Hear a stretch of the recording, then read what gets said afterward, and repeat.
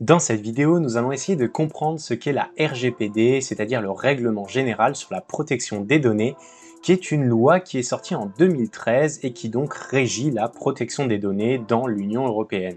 Pour ça, nous allons nous pencher sur 4 grands principes de la loi. Ce n'est évidemment pas une liste exhaustive, il y a plein de choses dans cette loi, mais au travers de ces 4 grands principes, vous allez déjà pouvoir comprendre dans l'ensemble de quoi il s'agit. Le premier grand principe est la transparence. Elle oblige donc les entreprises qui gèrent des données à informer les utilisateurs de la nature des données récoltées, mais également de l'usage qu'elles en font et des entités avec lesquelles elles les partagent. Pour illustrer cela, vous voyez que lorsqu'on essaie de créer un compte sur Twitter, il est écrit juste ici qu'en vous inscrivant, vous acceptez les conditions d'utilisation, mais également la politique de confidentialité. Et si on va voir ce qu'il en est, eh bien il y a toute une page qui décrit la politique de confidentialité de Twitter, et donc la nature des données récoltées par Twitter, leur usage et les entités avec lesquelles Twitter partage ses données. Un autre exemple, avec Telegram par exemple, je suis allé voir sur la page de Privacy, et on voit juste ici qu'ils expliquent avec qui ils partagent ces données. Et on voit par exemple qu'ils partagent les données de leurs utilisateurs avec un membre du groupe de Telegram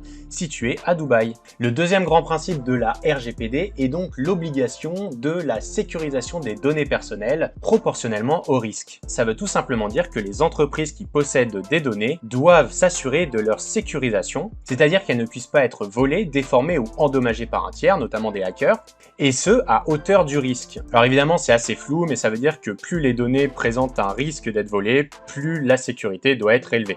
À noter tout de même qu'il n'y a pas d'obligation de chiffrer les données, ni aucune obligation d'anonymiser les données également. La seule chose qui est obligatoire, c'est de sécuriser les données proportionnellement au risque. Mais la manière de le faire, elle, n'est pas imposée. À noter également qu'il est obligatoire pour les entreprises d'informer leurs utilisateurs si jamais il y a eu une violation de leurs données personnelles. Ça donne par exemple des articles comme celui-là qui dit que Facebook n'entend pas informer ses utilisateurs concernés par la fuite des données de 533 millions de comptes. Mais attention, il faut faire la différence entre fuite de données et la récupération de grandes quantités de données publiques. Et en fait, pour Facebook, c'était ça, c'était simplement des données publiques qui ont été récoltées en masse, et non pas une fuite de données. C'est en partie pour ça que Facebook n'a pas spécialement informé ses utilisateurs. En tout cas, en règle générale, il y a souvent des enquêtes, et ça peut prendre un peu de temps. Le troisième grand principe est la portabilité des données. Il impose aux entreprises qui récoltent des données sur leurs utilisateurs de leur permettre de pouvoir télécharger ces données. Comme vous le voyez avec Facebook juste ici, eh bien je peux télécharger les informations qu'ils possèdent sur moi. De la même manière, sur Netflix, je peux également demander une copie de mes données. Et si des sites n'ont pas une page dédiée pour pouvoir télécharger vos données, alors vous pouvez quand même en faire la demande par mail.